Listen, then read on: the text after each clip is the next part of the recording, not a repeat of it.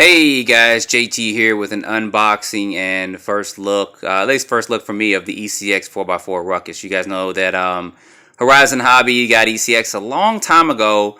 So if you want to find their products and find out more about this, you actually have to go to the Horizon hobby.com website. But I went ahead and purchased this because I was really curious about this truck. I've always liked the ECX brand. I think that some of their cars were okay, like the two-wheel drive version when they first released them years ago. I love those because they were $119, and then they had to upgrade the radio system in them, and they went to like $129. But it was still fairly cheap, and they came ready to run. It came with a battery and even double A's for your radio and stuff in there. So they've been around for several years, over 10 years, I believe. And over the years, they've done some upgrades and updates to some stuff. They even had an 8-scale buggy at one point. I can't think of what the name of it is offhand, but I did also purchase that, and it is some videos of that are on my channel as well. Maybe search back 5-6 years, something like that. But anyway, looking at this, I'm showing this because there are two different color schemes for it. Originally, I was going to go with this top orange, black, and white one, but as I started looking at more of this other one that's like blue, green, and it kind of fades. See if we can get a little light. It kind of fades into a green here and goes back dark. I went ahead and went with this color here. So this car does not come with a battery or charger. ECX did that to kind of cut down on the cost of it. But it may help too with sales. If this is their first car, they may go on and get a battery and charger for it. But most people may have one, or you can kind of find one cheap somewhere. So anyway, I opened this up, and you guys know I love the smell and aroma of a new RC car. So anyway, they give you a set of tools here. Now this does come with Mod 1 gears. I think this may have a 9-tooth pinion gear on it, and the short course version has a 12-tooth. So this big metal tool my thumb is pointing at is going to be to adjust your slipper clutch, and then of course they give you something to bind the radio and receiver with, and they give you a plastic tool for wheels and nuts and stuff like that. They give you a different servo head there if you're going to change the servo out and use something that's got like 23 teeth, I guess. Give you a couple of shock spacers in there, and then those black things are phones for your battery. So let me go ahead and pull this out real quick and show you guys what you get. So I went ahead, pulled the radio out instead of doing all that rams around with the box and stuff. But it does come with, instead of the DX2E radio, now it does come with this STX2 radio, which it's still a Spectrum-based radio, but it still has, you guys can see there, your basic throttle and servo reversing, and then also your throttle and steering trim, and then it also has the dual rates for the throttle and the steering as well, which is good. And this does use 4 AA's, and it is 2.4 gigahertz, so what more could you ask for? The steering wheel it is plastic here. Some people have put rubber foam and stuff like that around it, but it should be fine for it. And I don't know. I heard someone did have a couple problems with these periodically, but we'll see. We'll put it to the test. And then they also give you 4 AA's as well. So getting to the car real quick, looking at the setup, you guys, this body is beautiful. I mean, it really is. To me, as of right now, this is one of the best 4x4 10-scale trucks I've seen. As far as the look of it goes, I know there's other cars out there. There's the Proline, there's the Stampede, there's the Granite and stuff, but this thing really does look good. It really does look better in person than it does in the pictures and stuff. The tire compound, actually, that's pretty good. It's not too hard and it's not too soft, so that ought to give you good traction and stuff with it. And I love the design of these wheels. Probably doesn't give it justice by looking at it through this video, but this kind of sticks out just a little bit there. But that's kind of like a mean, aggressive look that they have to this, which I like.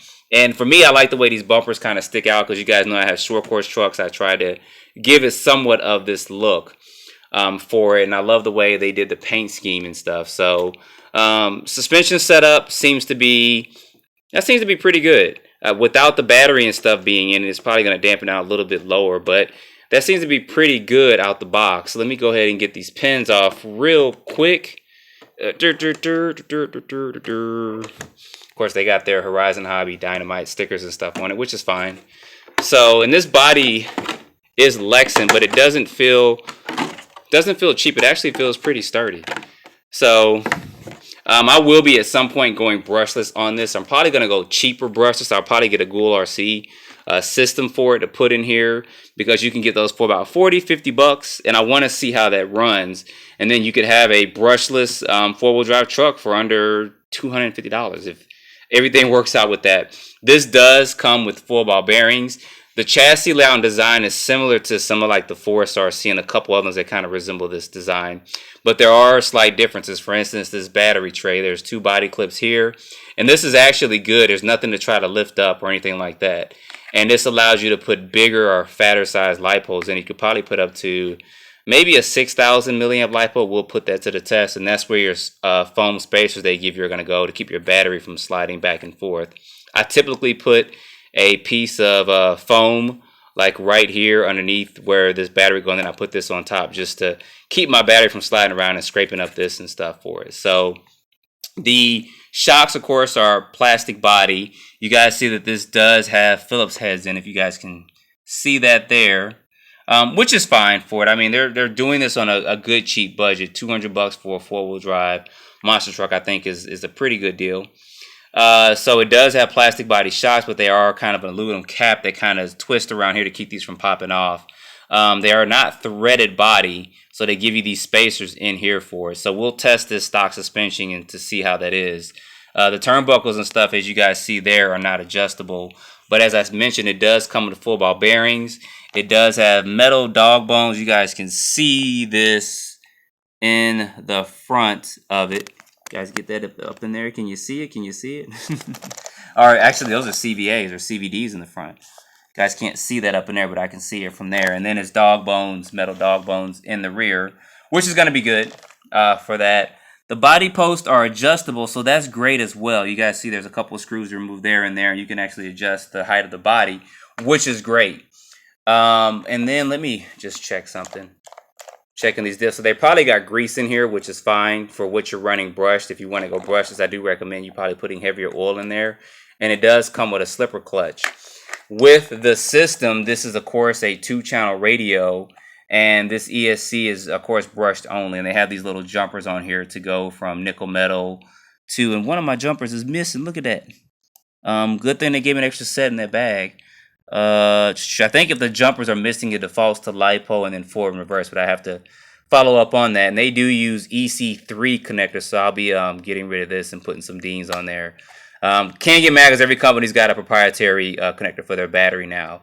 And this motor is a 13-turn, not a 12-turn, 13-turn, 550 size motor. So we'll see how this performs stock out the box. I'll be running this first with a 2S LiPo. I don't have any nickel metal batteries, so I'll be running with a 2S LiPo, giving it a couple runs with that, and then I'll go brushless. I'm planning on, like I said, a Ghoul RC 550 size, maybe 3500 kV or something like that, because I do have one of those I can put up in here. We can see what kind of run and stuff we can get with this on a pretty decent budget. So other than that, as a look at this, guys, I'm gonna get this running, and what I'll do is after I do the first probably 1 or 2 runs, I may go live just to and do some question and answering on this. This is about $210 or so with tax, and they are available. It says in stores on it, so you can't get it online. I got mine from local hobby shop. So that's kind of curious. I'm kind of curious of why Horizon is doing that, where this is kind of an online only,